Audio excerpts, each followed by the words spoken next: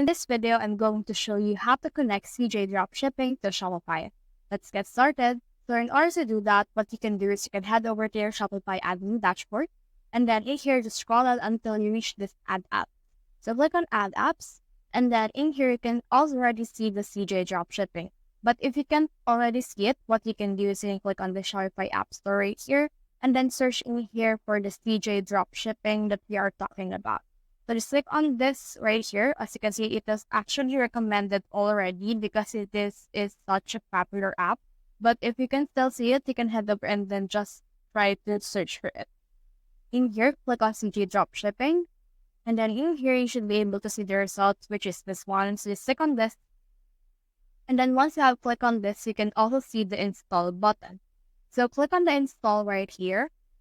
And once you have clicked on the install button, you should be able to see the new page wherein the CJ Dropshipping will ask you to grant their access on your Shopify.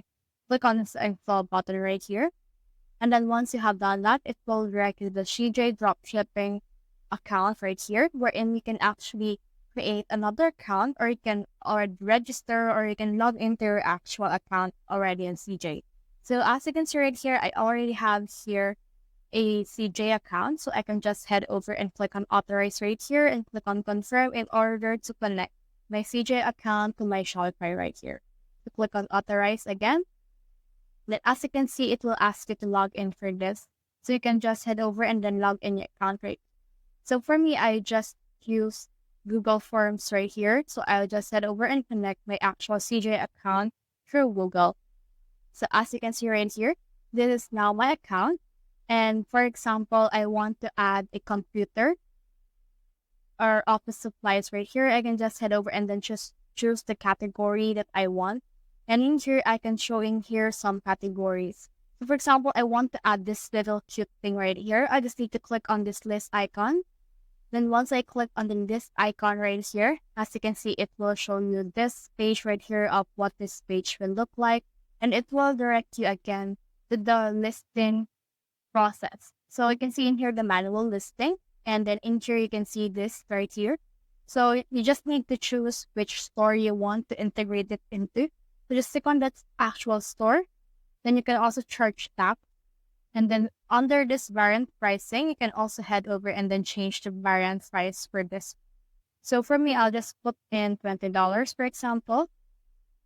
Or you can also put in here $200 as well.